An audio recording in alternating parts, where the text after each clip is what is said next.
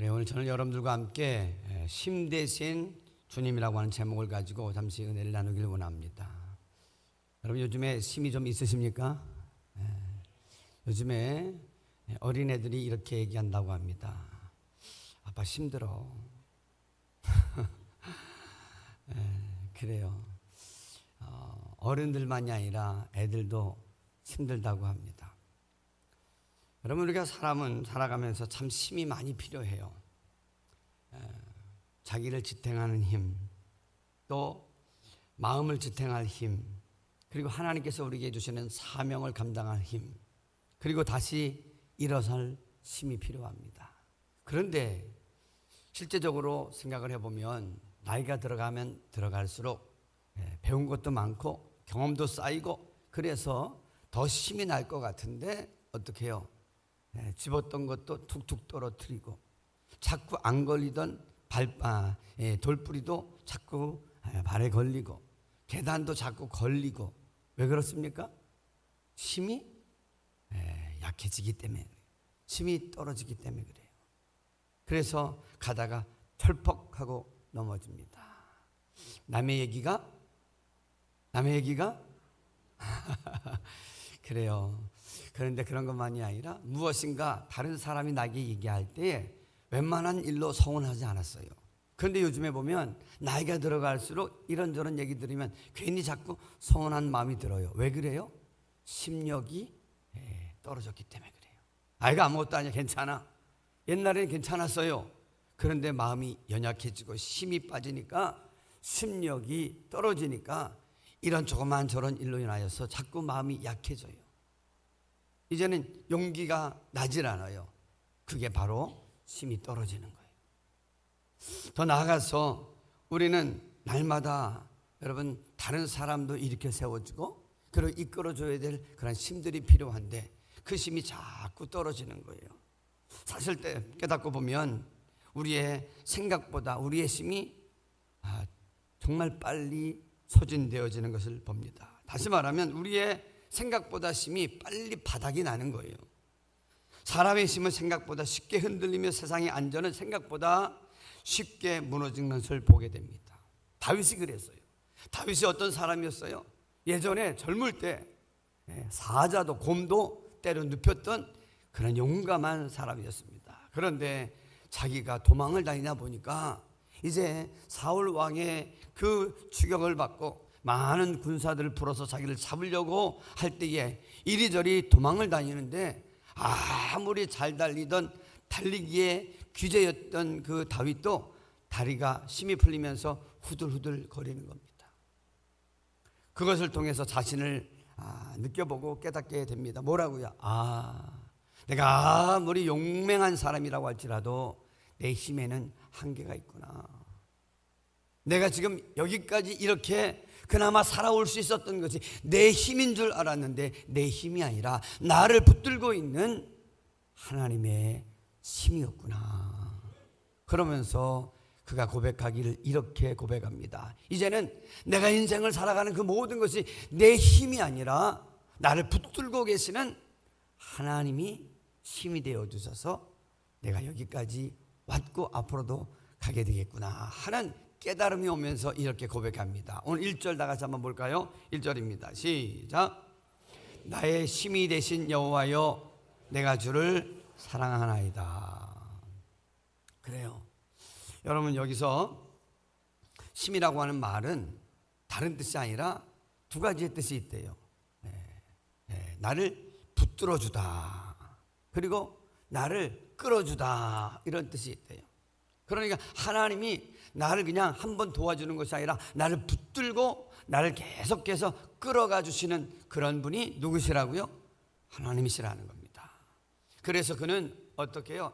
그 힘 대신 하나님을 깨닫고 그리고 확인한 다음에는 하나님을 향해서 감사하며 거기서 끝나는 것이 아니라 내가 주를 뭐 한다고요? 사랑한대요. 그냥 사랑하는 게 아니에요. 일반적으로 하나님을 사랑한다고 할 때는 아하브라고 하는 히브리어 단어를 쓰는데 여기서 보니까 내가 주를 사랑합니다 할 때는 그 단어를 라함이라고 하는 동사를 썼다는 거예요. 무슨 얘기냐? 라함은 어머니가 아기를 잉태했을 때 그 아이를 사랑하는 마음으로, 애끓는 마음으로 사랑할 때의 그 말이 라함이라고 합니다.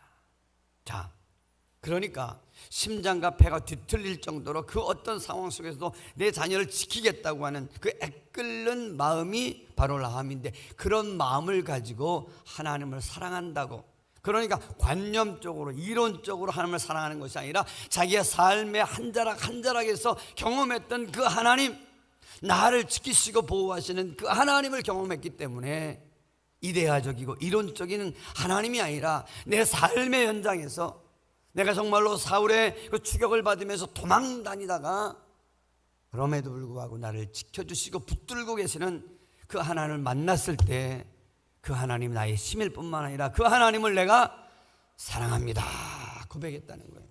여러분, 이 다윗의 그 이 고백이 우리의 고백이 되기를 주님의 이름으로 축복합니다.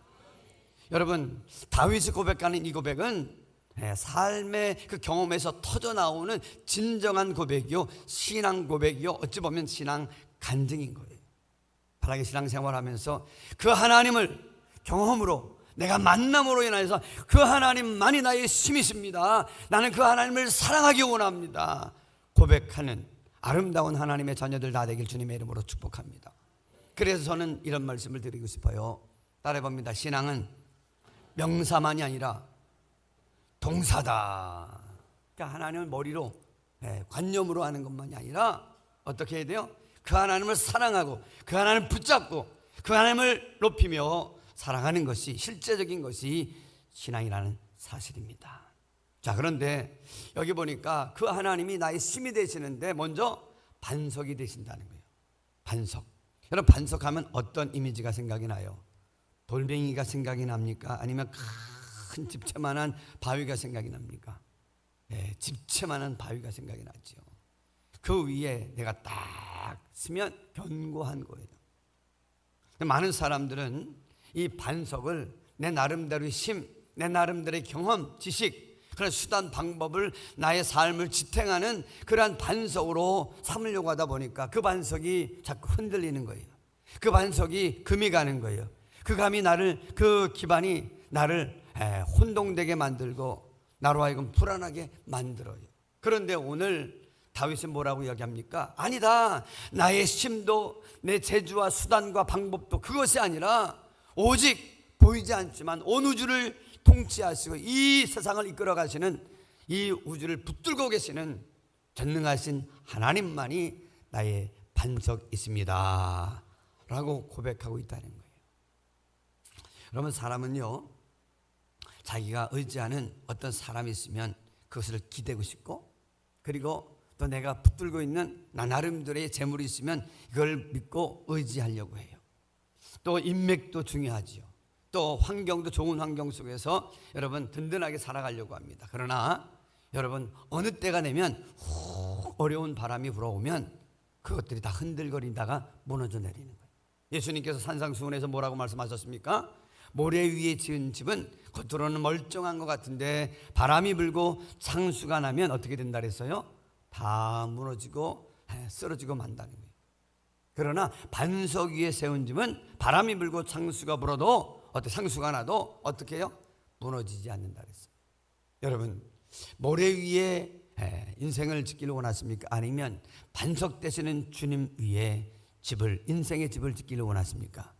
바라기는 반석 되시는 우리 주님, 그 주님을 믿는 믿음 위에 든든히 세우실 수 있기를 주님의 이름으로 축복합니다. 그래요, 사람은 건강도 흔들릴 수 있고 재정도 흔들릴 수 있고 사람의 마음도 흔들릴 수 있어요. 요즘 우리가 사는 시대를 가리켜서 예측 불허의 시대라고 합니다. 예를 들어서 부동산만 해도요, 얼마나 예측 가능이 아니라 예측 불허인지 몰라요.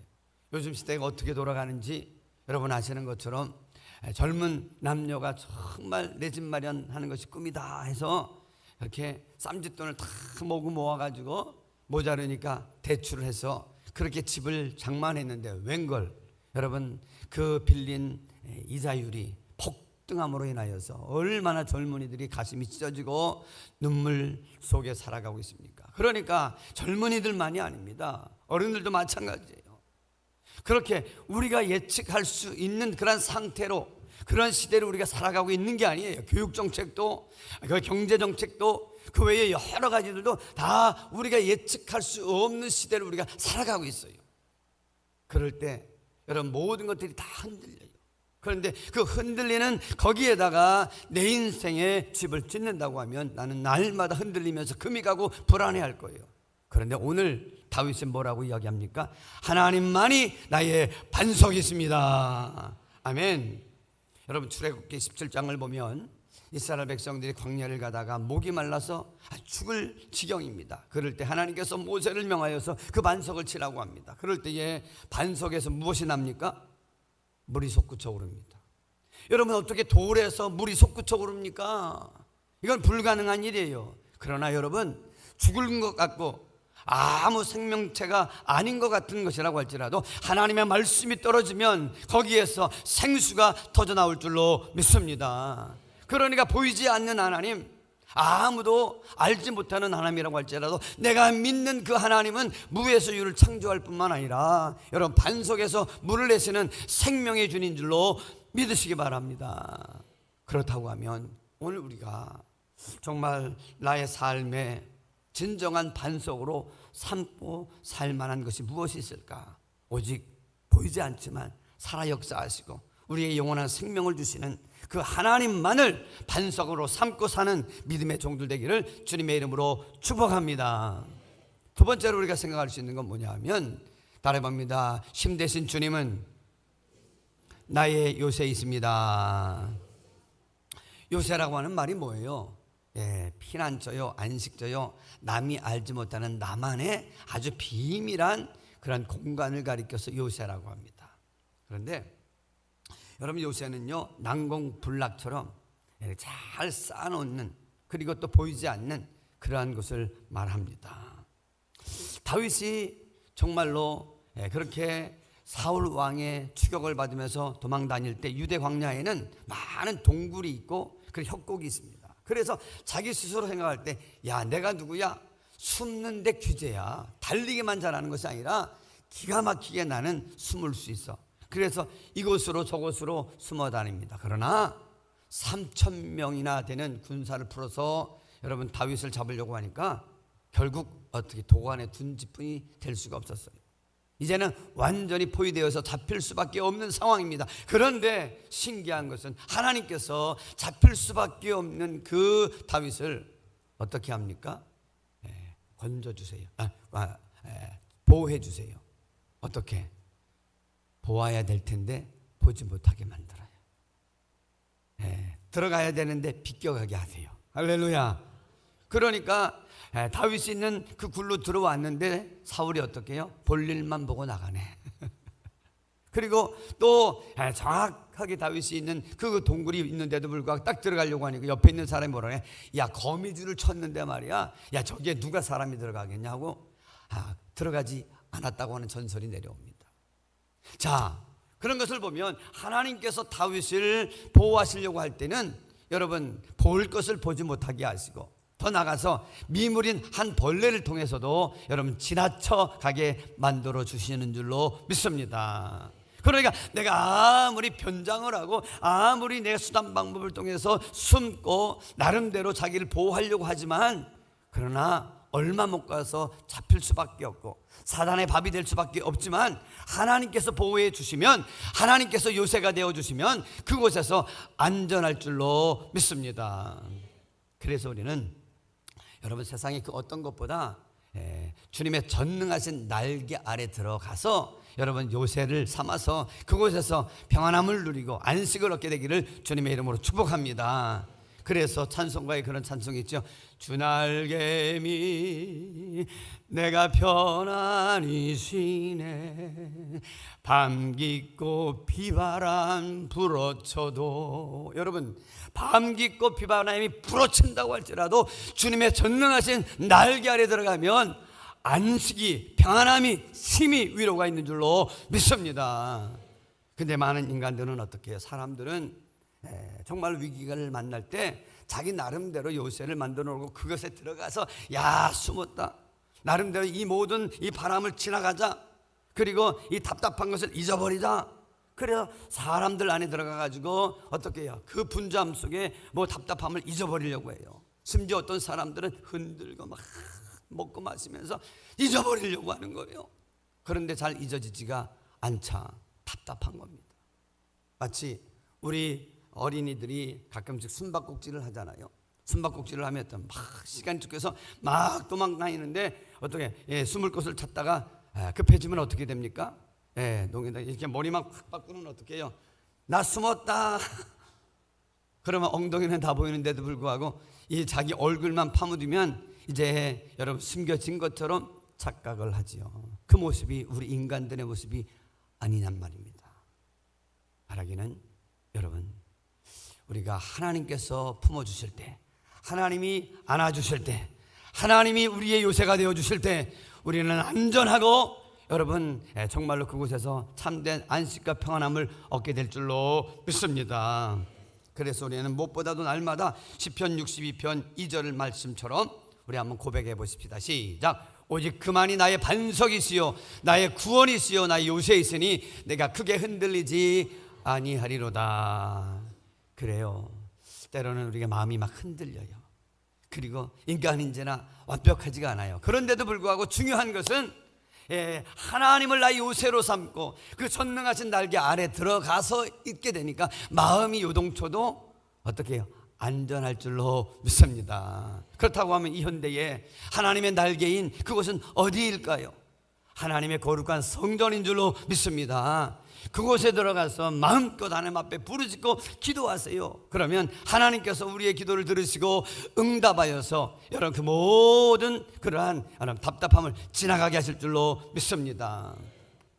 가끔씩 가다가 여러분 하나님의 전에 나와서 이렇게 기도한다는 것, 그러다 보면 눈물도 나고 답답하니까 하나님 하는데 아니 왜 이렇게 소리를 질러 도대체 우리 하나님이 귓구녕이 먹었나? 여러분 그러나 여러분 아셔야 됩니다.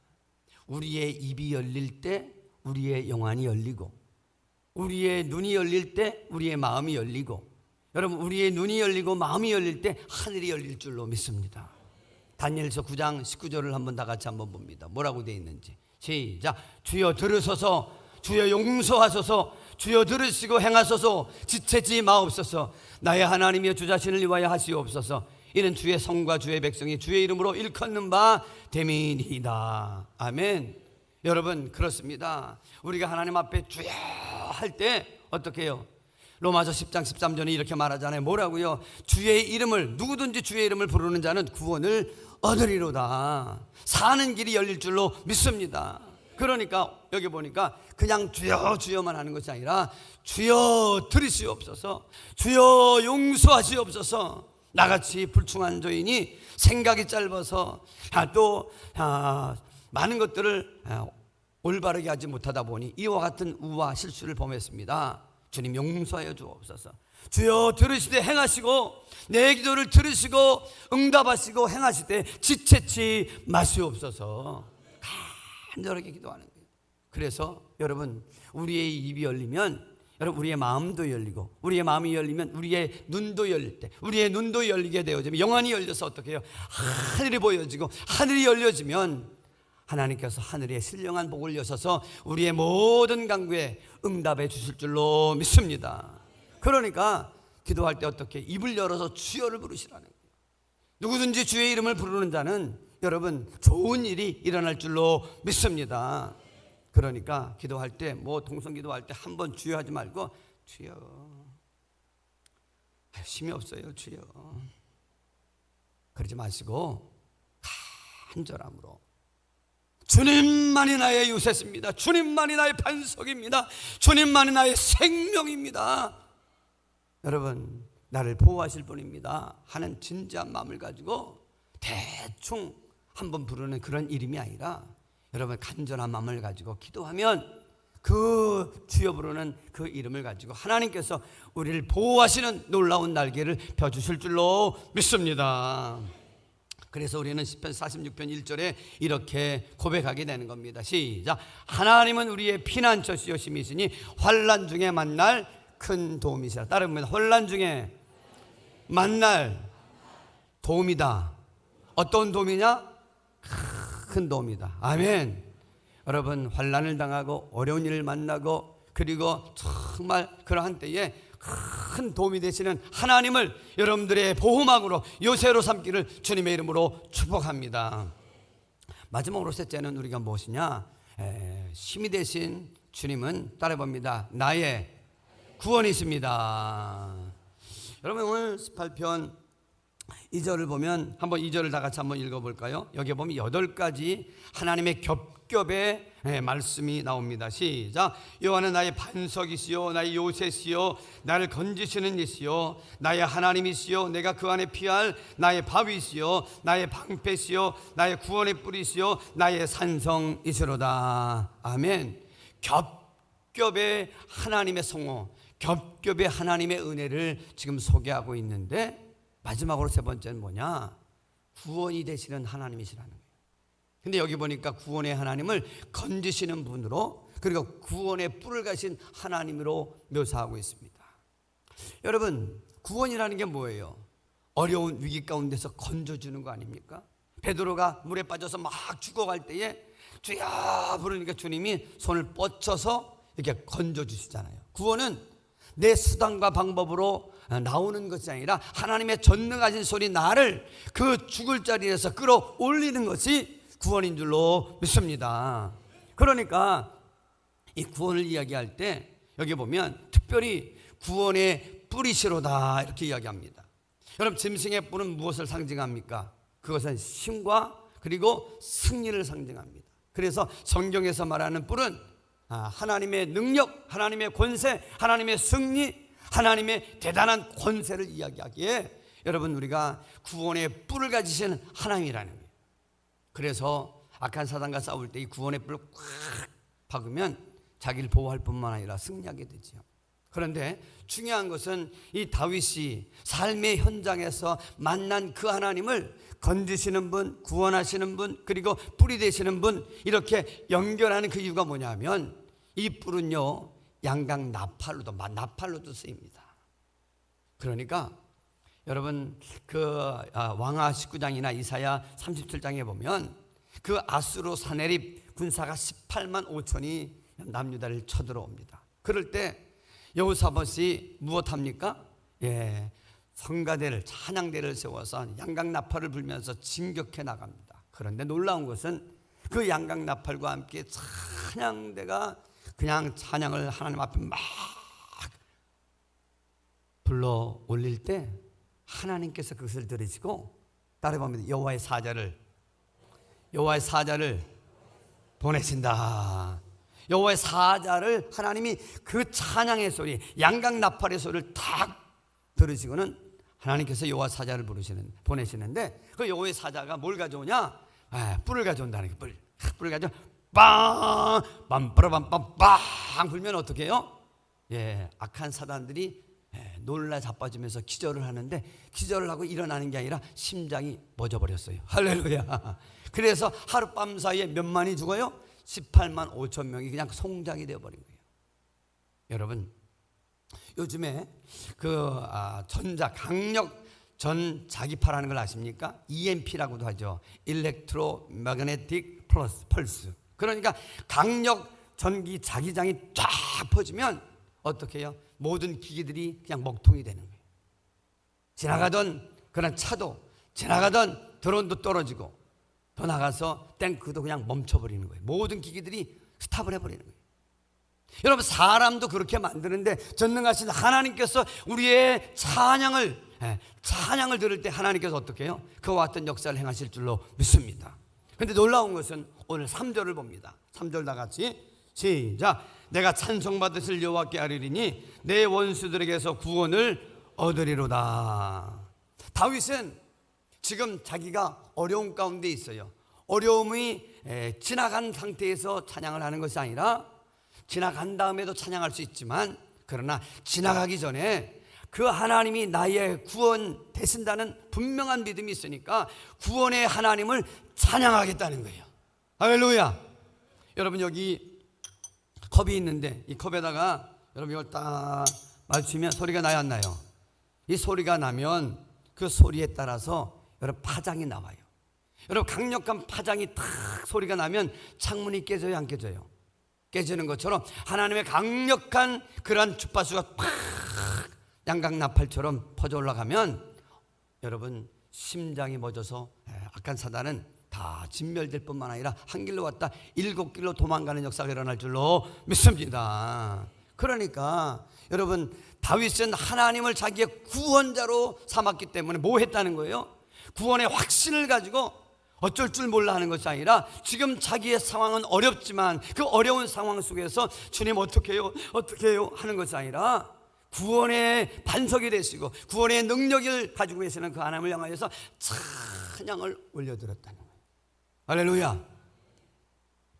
그랬더니만 어떻게 해요? 하나님께서 그를 건져 올리시는데요, 여러분, 기가 막히게 다 멋들어지게 멋진 성군으로 통일왕국의 임금으로 하나님께서 세워주신 줄로 믿습니다.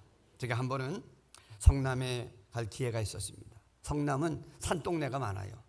그런데 그 산동네를 지나가는데 제가 그때 아마 아토우즈라고 하는 현대 조그만 차를 끌고 올라갔습니다. 올라가다 보니까 길이 좁아요. 올라가는데 저 위에서 뭐가 내려와요? 짐차가 하나 내려오는 거예요.